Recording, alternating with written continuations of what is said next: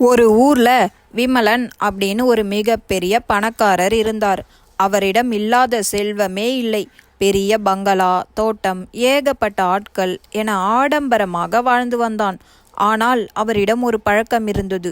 எவ்வளவு பணம் இருந்தாலும் இன்னும் பணம் சேர்க்க வேண்டும், நம்மிடம் இருக்கும் பணம் குறைந்துவிடக்கூடாது என்ற பேராசையும், யாராவது அதை திருடி கொண்டு போய் விடுவார்களோ என்ற பயமும் அவரிடம் எப்பொழுதும் இருந்தது. இதனால் அவருக்கு இரவில் நிம்மதியான தூக்கமே வருவதில்லை.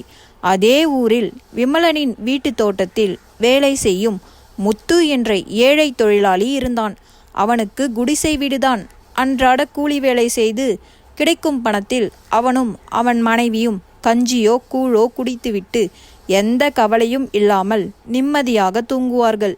முத்து எப்பொழுதும் மகிழ்ச்சியாக பாட்டு பாடிக்கொண்டே வேலை செய்வதை விமலன் தினமும் கவனித்து வந்தார். விமலனுக்கு ஒரே ஆச்சரியம்.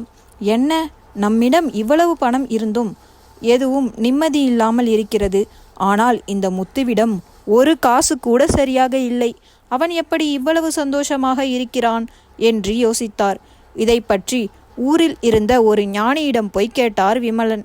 இந்த ஞானி சிரித்து கொண்டே அவனிடம் இன்னும் அந்த 99 சுழற்சி தொடங்கவில்லை, அதான் அவன் நிம்மதியாக இருக்கான் என்றார். விமலனுக்கு புரியவில்லை. அப்படின்னா என்ன என்று கேட்டார். ஞானி சொன்னார், நான் சொல்வதை செய். ஒரு பையில் சரியாக 99 தங்க காசுகளை வை. அதை யாருக்கும் தெரியாமல் முத்துவின் வீட்டு வாசலில் போட்டுவிடு. அதற்கு பிறகு என்ன நடக்கிறது என்று பார் என்றார். விமலனும் அதே போல் செய்தார். வேலை முடிந்து வீட்டுக்கு வந்த முத்து வாசலில் இருந்த பையை பார்த்து அதிர்ந்தான். திறந்து பார்த்தபோது தகதகவென தங்க காசுகள். ஆசையோடு எண்ணத் தொடங்கினான். 1, 2, 3 என மொத்தம் 99 காசுகள் இருந்தன. முத்துவுக்கு தூக்கம் கலைந்தது. இறைவன் நமக்கு கொடுத்ததை முழுமையாக கொடுத்திருக்கலாம். ஏன் 99 காசுகள்?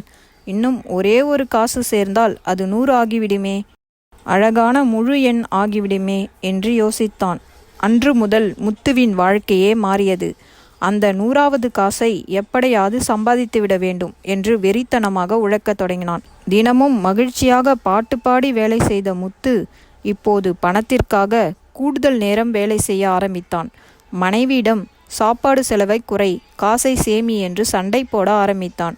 அவனுடைய நிம்மதி, பாட்டு, சிரிப்பு எல்லாமே காணாமல் போனது.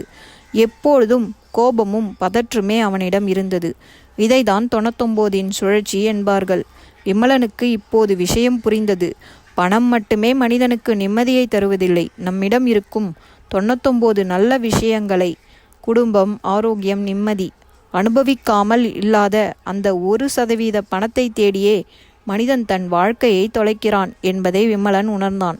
இந்த கதையோட நீதி என்னன்னா, பணம் வாழ்க்கைக்கு தேவைதான், ஆனால் பணமே வாழ்க்கையாகாது. போதும் என்ற மனமே பொன் செய்யும் மருந்து. இந்த கதை உங்களுக்கு பிடிச்சிருந்தா மறக்காமல் நம்ம சேனலை சப்ஸ்கிரைப் பண்ணிக்கோங்க. தேங்க்யூ.